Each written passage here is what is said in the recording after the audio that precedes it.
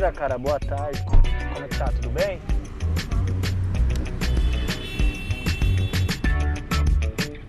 E aí, como é que estão as coisas aí no Uber? Então, cara, a gente tá selecionando corrida, velho. Porque é o seguinte, há pouco tempo atrás, quando eu comecei a trabalhar, a gente pagava, se eu não me falha a memória, em 2017, o combustível tava 2,9, certo? A gente conseguia, eu colocava R$40 de combustível e fazia a minha meta de R$200. Ah, legal. Hoje eu tenho que colocar 80 porque ele mais do que dobrou o preço do combustível.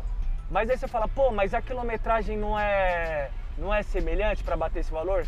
Mas tem um fato que a gente não recebe pelo valor de deslocamento até a origem do passageiro. Às vezes ele pensa, pô, uma corrida de 1 hora, vou pagar 100 conto pro cara. Ele acha que esse 100 conto tá vindo pro meu bolso. Desse 100 conto, vai 40 por aplicativo, 60. Aí você bota mais aí, vai, dependendo da distância, muito provavelmente vai ficar nessa média de 12 a 13 reais se você for fazer o cálculo da quilometragem do combustível. E mais aí tem a manutenção do carro. Mais manutenção do carro. Tem que remunerar você. A minha hora, né? Porque você tá trabalhando. Tô trabalhando também. Então, se for ver, cara, é uma mão de obra muito precarizada. Agora, Danilo, mas beleza. Mas antes de ser motorista, você fazia o quê? Qual que era seu trampo? Eu caí numa grande ilusão. Caralho. Trabalhava numa empresa muito boa e na época eu tava fazendo, eu ainda faço, né? Mas na época eu tinha acabado de entrar na universidade, né? Eu faço história, curso história. Ah, legal. E eu acreditei que vindo para Uber eu conseguiria ter uma flexibilidade, conseguiria trabalhar menos para poder, inclusive ganhar um pouquinho mais. Só que isso foi uma grande ilusão, porque essa flexibilidade na real ela não existe. Porque, por exemplo, o cara que sai 10 horas da manhã, ele pode trabalhar até 8 horas, 10 horas da noite, que não vale a pena. Pra valer a pena, você tem que sair cedo de casa. Eu, por exemplo, eu saio 5 horas da manhã todos os dias. Umas 12 horas por dia. Exatamente. O cara trabalhar num horário comercial de 8 horas, aí ele vai fazer uma média de R$200 por dia, certo? Só que aí você tem que contar os gastos que você tem com isso. Por exemplo, hoje o combustível chega a pegar 40% disso. O combustível tá foda. Eu trabalho na Petrobras. É mesmo? Mas não sou culpado dessa parada não, velho. O nome desse culpado dessa parada do preço do combustível é o tal de Jair Bolsonaro. Suspeitei desde o princípio. Cara, me explica aí, por que o combustível tá tão caro? O que acontece, cara? O preço do combustível, no geral, historicamente, ele era o custo da produção.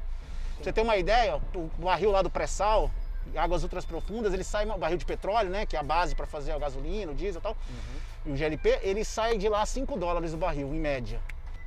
Antigamente, até o governo Temer, você levava em conta esse preço de produção e aí você estabelecia um preço para venda, que era um valor, se a empresa tinha lucro e tal, isso tem que ter, né? Senão a empresa quebra, né? Até para reinvestir. Por ser uma empresa pública, ela se preocupava com a inflação, ela se preocupava com os custos ela era utilizada de certa forma também para controlar a inflação e tal. O que acontece, cara? No governo Temer, o tal do Pedro Parente, que era o presidente da Petrobras, junto com o Temer, criaram um negócio chamado PPI. O que é essa parada do PPI? PPI é o preço de paridade de importação. O que quer dizer essa porra, né? O PPI é o seguinte, a Petrobras é obrigada a vender a gasolina, o derivado, pelo preço que o importador consegue vender no Brasil. Então pouco importa se é feito no Brasil, eu tenho que garantir a margem do importador, não faz nenhum sentido. Qual que é a lógica disso? A lógica disso, em tese, é para garantir o livre mercado, para ter concorrência. Só que a concorrência, porra, mano, você consegue trampar com o seu carro, cobrar 10 e pagar suas contas, juntar um dinheirinho e tal, aí você é obrigado a fazer a corrida por 15. Porque vai vir um cara lá da Espanha, com o carro dele aqui, e como ele vai importar o carro, botar aqui para rodar, ele precisa pagar os custos dele, então no mínimo tem que ser 15. Não faz sentido, velho. Porque atender interesse estrangeiro no caso, então. Completamente. Interesse das empresas. O que o cara quer garantir na prática? Quer garantir que tem a Petrobras, tem a Shell, tem a Esso, tem a Total, as empresas de petróleo estejam no Brasil. Ô Xará, só para ver se eu não... Me explica para ver se, eu não estou entendendo errado. Então, quer dizer que se o presidente, no caso, que é quem indica qual vai ser a administração da Petrobras, estivesse realmente preocupado com o povo, ele poderia utilizar a estrutura da Petrobras para controlar melhor o preço, até para ter garantir uma melhor qualidade de vida para o brasileiro. Seria mais ou menos isso? Todos os presidentes fizeram isso, com exceção do Temer e do Bolsonaro. Até na ditadura militar foi usado esse artifício. Porque se é uma empresa pública, a única razão da Petrobras ser pública é se ela gerar alguma coisa para o país. Exato. Se for só uma empresa para ganhar dinheiro, tanto faz. Qualquer uma serve. Público-privada, né? Tudo faz. Que na verdade é o que eles querem fazer, né? No fundo que tá isso, eles querem privatizar a Petrobras. E aí, quando privatizar, e já estão fazendo isso, venderam várias refinarias no Nordeste, venderam uma em Manaus, porra, e estão vendendo. Quando eles fizerem isso, aí você não vai ter mais controle nenhum. Aí a gasolina vai ser o preço internacional. Cara, é foda isso, porque nunca foi assim, né? A galera reclamava de 2 e pouco, lembra? A galera na rua, aquela loira gritando... "Ah!"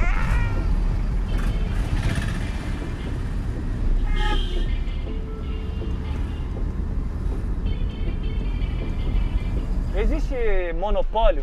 Não existe. Não existe monopólio. O que é um monopólio? Para quem não sabe, né? Monopólio é quando só uma empresa pode explorar uma atividade. Sim. Então é como se for aplicativo, né? De motoristas, tal, de carro. Como se tivesse só Uber no Brasil. Então a Uber teria um monopólio, ninguém mais poderia entrar, não é o caso. No caso do combustível é a mesma coisa. Tanto para quem extrai petróleo, que tira o petróleo lá do chão, não tem monopólio, tanto que no Brasil não tem só a Petrobras, tem outras grandes empresas tirando o óleo do Brasil. Depois disso tem uma outra fase que é a distribuição, que é o cara que pega o combustível lá da refinaria e vai entregar para os postos. Essa nunca teve monopólio, tinha uma empresa muito grande que era a BR Distribuidora, que é a marca da Petrobras, né, o BR lá. Essa empresa não é mais pública, essa empresa é privada, mas mesmo quando era pública não tinha monopólio. E os postos de gasolina, aí é mais fácil, né? Que tem várias bandeiras. Então, isso também é legal, cara, porque os liberais, né? Esse pessoal neoliberal, tem maneira de dizer assim que a concorrência resolve tudo, né? Olha que interessante, não tem um lugar que tenha mais concorrência que posto de gasolina, né? Cada um é de um dono, tal. E por que num bairro, numa cidade, o preço da gasolina é o mesmo, praticamente em todos os postos? Concorrência o caralho, né, bicho? Não dá pra... Não vou ser escroto e dizer, tem um cartel, mas tudo aparenta que tem. O que os caras estão querendo fazer com o resto da cadeia do petróleo é isso. Então, o mundo inteiro, com empresa de petróleo, quando é que você ganha eficiência? Você ganha eficiência quando? Você tira o petróleo, refina o petróleo, distribui e vende. Porque aí, quando você consegue numa parte eu estou ganhando mais, na outra eu estou ganhando menos. E você consegue equilibrar os preços e no resultado geral você ganhar uma grana. E cobrar um preço justo. Se você não tem isso, se cada um está com uma parte, todo mundo vai tentar ganhar o seu. Pode crer. É uma estratégia, é um modelo de mercado que está privilegiando quem ganha dinheiro. A Petrobras esse ano antecipou para os acionistas 42 bilhões. Petrobras nunca deu tanto lucro. Aí fala, pô, mas não é bom a Petrobras ter lucro? Claro que é. Mas é aquilo que a gente falou no começo. Se vai para o acionista ou vai para o povo, né? Se vai para o povo, como é que você faz para distribuir esse lucro? Diminui o preço da gasolina. Diminui o preço do GLP. E se a Petrobras ela aumenta a produção do petróleo? Ela é capaz de aumentar essa produção? O que precisa para aumentar essa produção? E se aumentar, o preço final vai refletir? Vamos lá. Vai refletir no preço final? Hoje a Petrobras não precisa nem aumentar a produção. Ela só precisa aumentar a produção do refino. As refinarias trabalham com 70% da sua capacidade, ou seja, você tem capacidade, em média, né? Então você tem capacidade de aumentar a produção de combustível, no mínimo, a conta não é exatamente essa, tá? Grosseira, mas você tem aí mais 25%, 30% no geral para aumentar a sua produção. Se você colocar isso no mercado, você conseguiria, se fosse a lei de mercado, né? Oferta e procura, você conseguiria baixar o preço. Mas que como tem essa história do preço de paridade de importação, você tem que garantir o cara que vai importar, mesmo que você aumente a produção, você vai ter que garantir que o cara consiga vender, então você não vai poder baixar o preço. É tão marcante isso que a empresa ela tem o estatuto dela, né? Até o governo Temer, a função da Petrobras, que estava lá no seu estatuto, era garantir o abastecimento nacional. Era essa a função. Os caras mudaram o estatuto. A obrigação da Petrobras agora é remunerar o acionista. Então, cara, é isso. Uma mudança de frase. A lógica pública não existe mais. Não existe mais.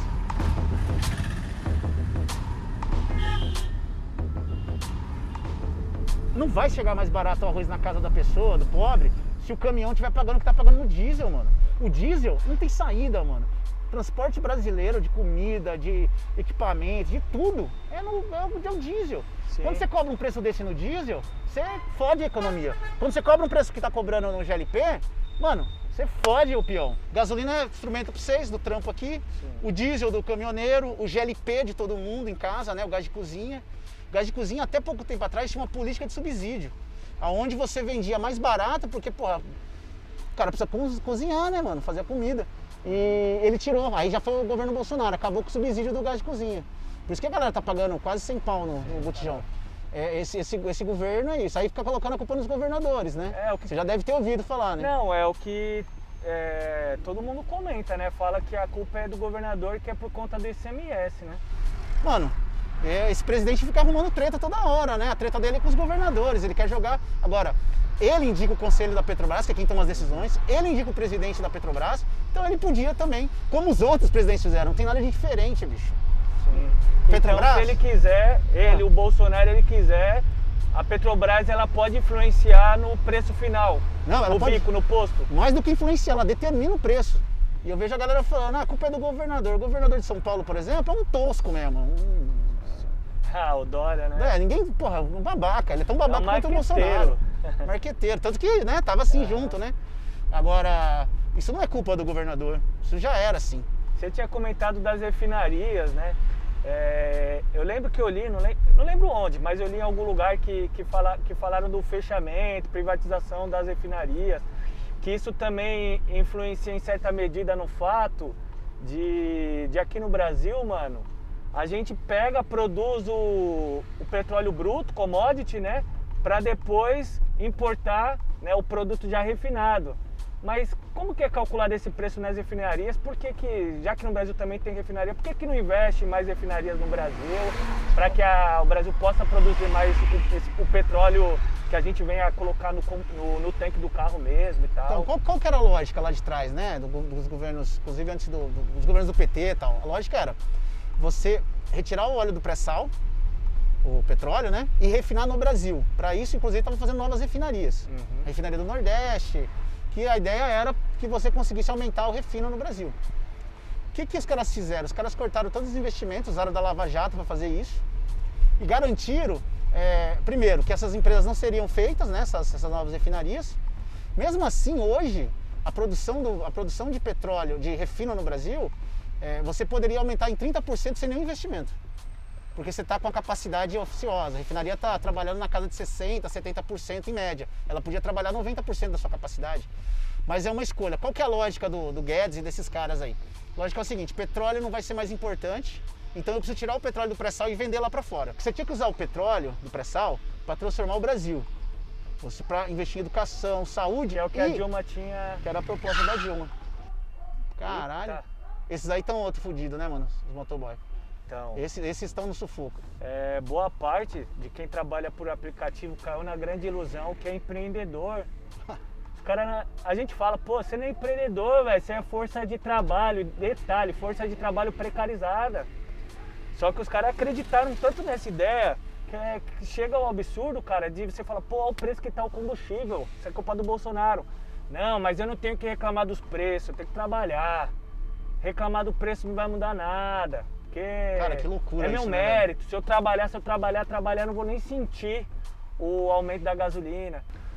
Como você disse, pós-governo Temer, o Brasil foi afundado. A Lava Jato destruiu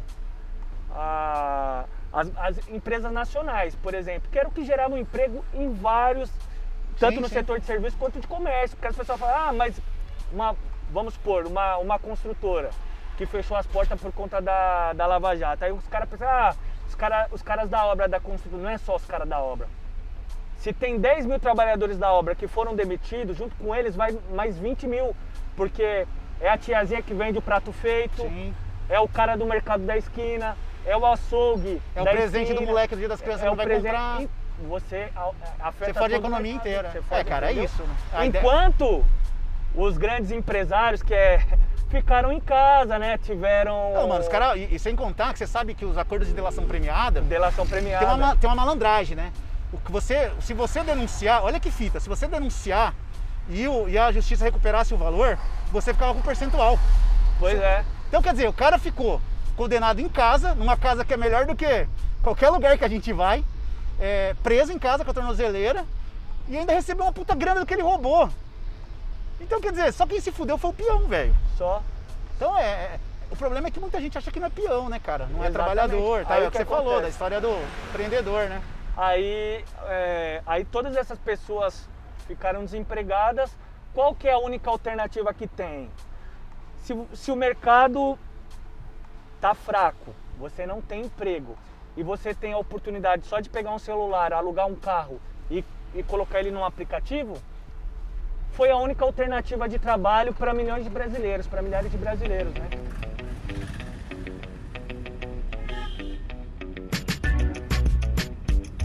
E aí, cara, como é que muda esse rolê? O que você acha? O que dá pra fazer? Qual que é o próximo passo? A gente vai ficar nessa merda a vida inteira, cara? Que não é possível.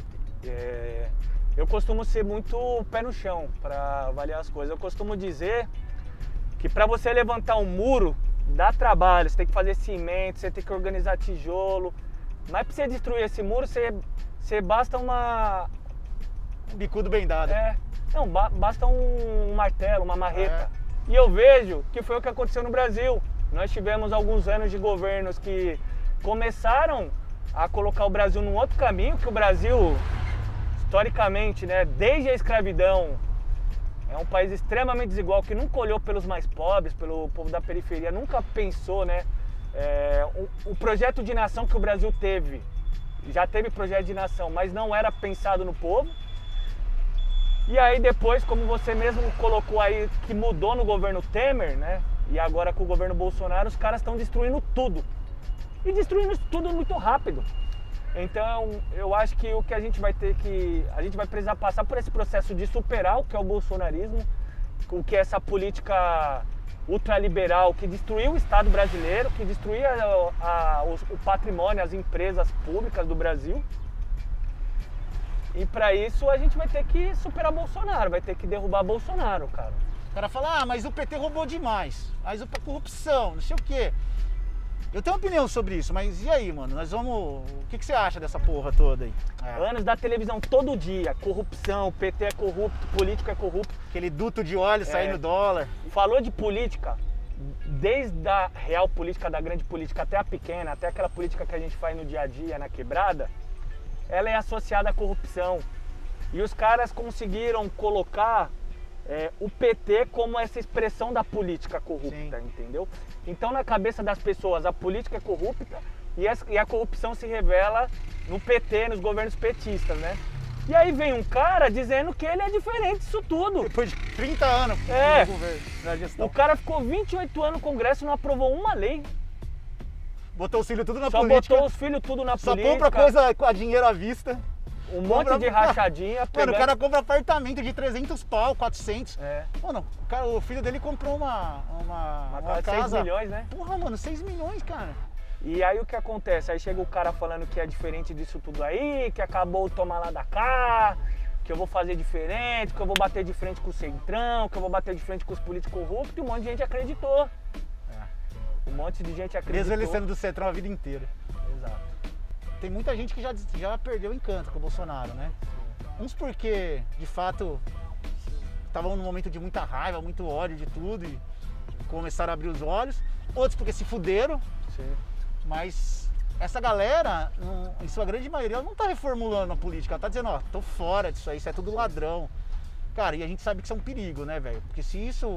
Porque a única solução que a gente tem é a política. O contrário da política é a barbárie. Exato. Cada um faz o que quer, quem tem bala na agulha, quem compra o fuzil, resolve. Quem não tem dinheiro pra comprar feijão, que se foda, né?